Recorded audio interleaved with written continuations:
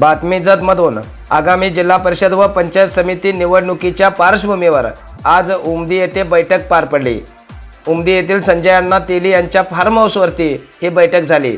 या बैठकीसाठी जत तालुक्याचे विद्यमान आमदार माननीय गोपीचंद पडळकर यांनी इच्छुक उमेदवाराशी संवाद साधला, तसेच येथील समस्या जाणून घेतल्या।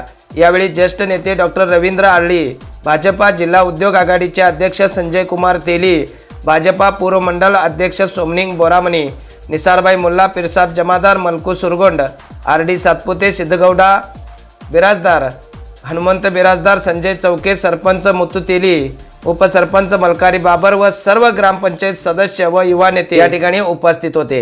आगामी जिल्हा परिषद व पंचायत समिती निवडणुकीच्या पार्श्वभूमीवर ही महत्त्वाची बैठक मानली गेली आहे आणि या बैठकीमध्ये उमेदवारांची चाचपणी करण्यात आली। उमदी गावचे युवा नेते माननीय संजय कुमार तेली यांनी उपस्थितांना मार्गदर्शन केले आहे। ಒಂದು ಮಾಗಣಿ ಮಾಡಿದ್ರೆ ಪಡೋಕರ್ ಸಾಹೇಬರು ಬರೇ ಮಾಗಣಿ ಮಾಡೋದಿತ್ತೆ ಸಾಕು, ಕೆಲಸ ನಮ್ಮದು ಮಂಜೂರಿ ಅದ। ಇಂಥ ನೇತ ನಮಗೆಲ್ಲರೂ ಲಾಭಾಶ್ಯಾರ। ಇವತ್ತು ನೋಡ್ತೀರಿ ಕಾರ್ಖಾನೆದ ವಿಷಯ ನಡೆದದ, ಕಾರ್ಖಾನೆದು ಎಲ್ಲ ಸಭಾಸದಾರ ಕಾರ್ಖಾನೆ ಅದ, ಕಾರ್ಖಾನೆದು ಸಭಾಸದಾರ ಕಾರ್ಖಾನೆ ಅದ, ಸಭಾಸದಾರಿಗೆ ಕಾರ್ಖಾನೆ ಸಿಗಬೇಕಾಗ್ಯದ। ನಾಳೆ 3ನೇ ತಾರೀಕಿಗೆ ಇಲ್ಲಿ ಜಯಂತರಾವ್ ಬರವನ, ನಮ್ಮ ಕಾರ್ಖಾನೆ ನಮಗೆ ಕೊಡ್ಬೇಕಂತ ನಾವು ಎಲ್ಲರೂ ಹಕ್ಕಿಲ್ಲ, ಕೇಳೋದೇನು ಕೇಳೋದಿಲ್ಲ, ಕೇಳಬೇಕನ್ನು ಕೇಳಬಾರ್ದು, ಕೇಳಬೇಕು। ಇದು ಯಾವ್ದ್ರ ಕಾಲಾಗ ಇದು ನಮ್ಗೆ ಹಕ್ಕಿನ ಕಾರ್ಖಾನೆ ಅದ।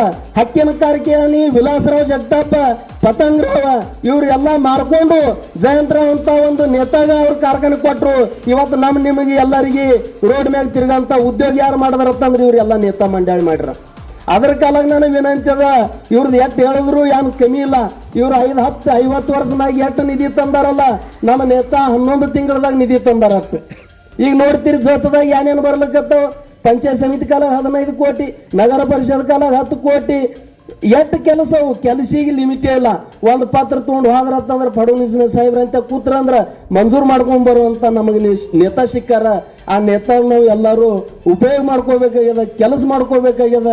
ಇದು ಉಮದಿ ನಾವು ಎಲ್ಲರೂ ಪೈಲಾ ಗ್ರಾಮ ಪಂಚಾಯತ್ ಒಳಗೂ ಹೇಳಿದೆವು, ಉಮದಿ ಅಕ್ಲೂಸ್ ಮಾಡೋದು ಅಂತ, ಉಮದಿ ಅಕ್ಲೂಸ್ ಮಾಡೋದಂತ ನಮ್ದು ಎಲ್ಲರದು ಸ್ವಪ್ನ ಇತ್ತು।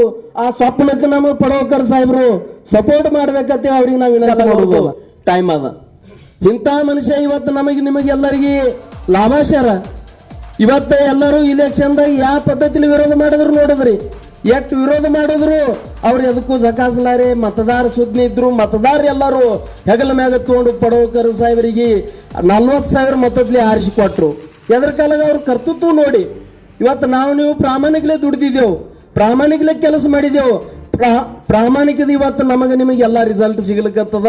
ಇದು ಎಲ್ಲಕ್ಕಿಂತ ದೊಡ್ಡ समाधान। निधी लागणार आहे ते पळळकर साहेबांनी असं सांगितलेलं आहे की गेल्या 50 वर्षात मिळून किती निधी आला असेल त्याच्याही पेक्षा जास्त निधी मी 5 वर्षात आणू शकतो, अशा पद्धतीचं त्यांचं स्टेटमेंट आहे।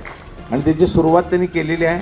जतमध्ये नगरपालिकेची बिल्डिंग निधी आलेला आहे, पंचायत समितीची बिल्डिंग निधी आलेला आहे, अनेक मोठी कामं आणि MH59 हे पण इथं होईल। त्यानंतर संजूने सगळं काम काय काय केलं ते सगळं डिटेल सांगितलेलंच आहे।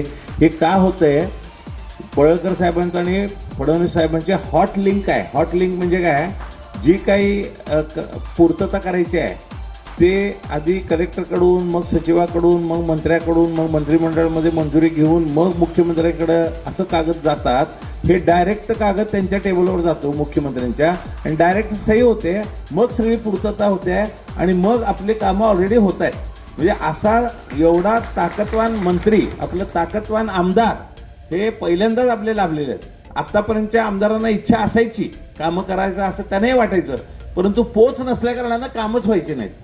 पण ह्यांची डायरेक्ट मुख्यमंत्र्यांची पोच असल्या कारणानं आपली कामं होत आहेत। आपण सगळे नशिबवान आहोत, म्हणून भारतीय जनता पार्टीनं जास्तीत जास्त ताकदीनं इथं जिल्हा परिषद हे तिन्ही, 1 जिल्हा परिषद 2 पंचायत समिती या उमदी मधून निवडून द्यायची जबाबदारी सगळ्या कार्यकर्त्यांना